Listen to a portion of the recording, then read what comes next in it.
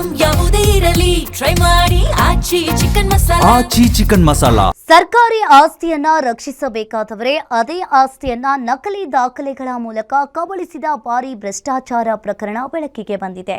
ಗೋಮಾಳ ಜಾಗದ ಹೆಸರಲ್ಲಿ ಸುಮಾರು 15 ಕೋಟಿ ರೂಪಾಯಿ ಲೂಟಿ ನಡೆದಿದ್ದು 22 ಅಧಿಕಾರಿಗಳ ವಿರುದ್ಧ ಲೋಕಾಯುಕ್ತದಿಂದ ಎಫ್ಐಆರ್ ದಾಖಲಾಗಿದೆ. ಗೋಮಾಳ ಜಾಗಕ್ಕೆ ನಕಲಿ ದಾಖಲೆ ಸೃಷ್ಟಿಸಿ ಕೋಟಿ ಕೋಟಿ ಗುಳುಂ. ಸರ್ಕಾರದ ಖಜಾನೆಗೆ ಕಣ್ಣು ಹಾಕಿದ 22 ಅಧಿಕಾರಿಗಳ ವಿರುದ್ಧ ಎಫ್ಐಆರ್.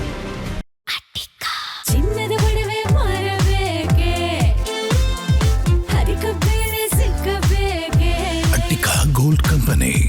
ಸರ್ಕಾರಿ ಆಸ್ತಿ ಪಾಸ್ತಿಗಳನ್ನ ರಕ್ಷಣೆ ಮಾಡೋದು ಸರ್ಕಾರಿ ಅಧಿಕಾರಿಗಳ ಕೆಲಸ.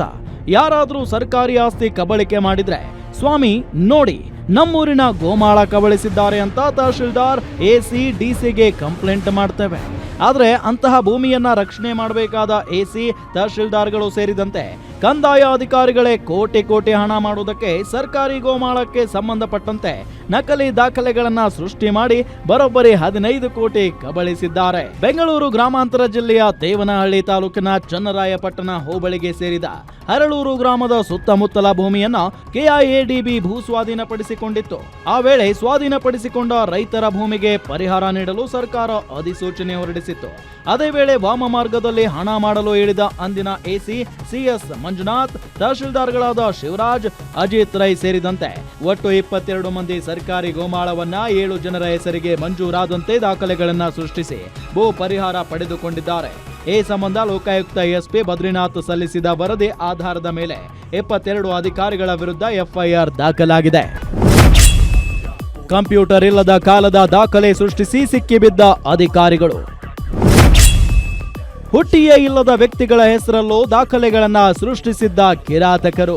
ಇನ್ನು ಆರೋಪಿ ಅಧಿಕಾರಿಗಳು ಯಾವ ಮಟ್ಟಕ್ಕೆ ಬುದ್ಧಿ ಉಪಯೋಗಿಸಿ ದಾಖಲೆಗಳನ್ನ ಸೃಷ್ಟಿಸಿದ್ರು ಅನ್ನೋದು ಲೋಕಾಯುಕ್ತ ತನಿಖೆ ವೇಳೆ ಬೆಳಕಿಗೆ ಬಂದಿದೆ. 1962ರಲ್ಲಿ ಇನ್ನೂ ಕಂಪ್ಯೂಟರೇ ಇರಲಿಲ್ಲ. ಆ ವೇಳೆಯೇ ಇನ್ನೂ ಹುಟ್ಟದ ವ್ಯಕ್ತಿಗಳ ಹೆಸರಲ್ಲಿ ದಾಖಲೆ ಸೃಷ್ಟಿಸಿದ್ದಾರೆ ಈ ಮಹಾನ್ ಅಧಿಕಾರಿಗಳು. ಇನ್ನು ಆರೋಪಿಗಳಲ್ಲಿ ಒಬ್ಬ ಆರೋಪಿಯಾದ ಮುನಿಯಮ್ಮ ಎಂಬುವವರು ಹುಟ್ಟಿದ ದಿನವೇ ಅವರ ಹೆಸರಿಗೆ 7 ಎಕರೆ ಭೂ ಮಂಜೂರು ಮಾಡಿದಂತೆ ನಕಲಿ ದಾಖಲೆ ಸೃಷ್ಟಿಸಿ ದೊಡ್ಡಬಳ್ಳಾಪುರ ತಾಲೂಕು ಕಚೇರಿಯಲ್ಲಿ ಖಾತೆ ಸಹ ಮಾಡಿಸಿರುವುದು ಲೋಕಾಯುಕ್ತ ತನಿಖೆಯಿಂದ ಬೆಳಕಿಗೆ ಬಂದಿದೆ.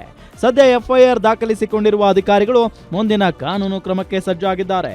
ಈ ಮಹಾ ಲೂಟಿಕೋರರಿಗೆ ಕೋರ್ಟ್ ಯಾವ ರೀತಿಯ ಶಿಕ್ಷೆ ನೀಡುತ್ತೆ ಅನ್ನೋದನ್ನ ಕಾದು ನೋಡಬೇಕಿದೆ. SK Manjunath, crime bureau, guarantee news.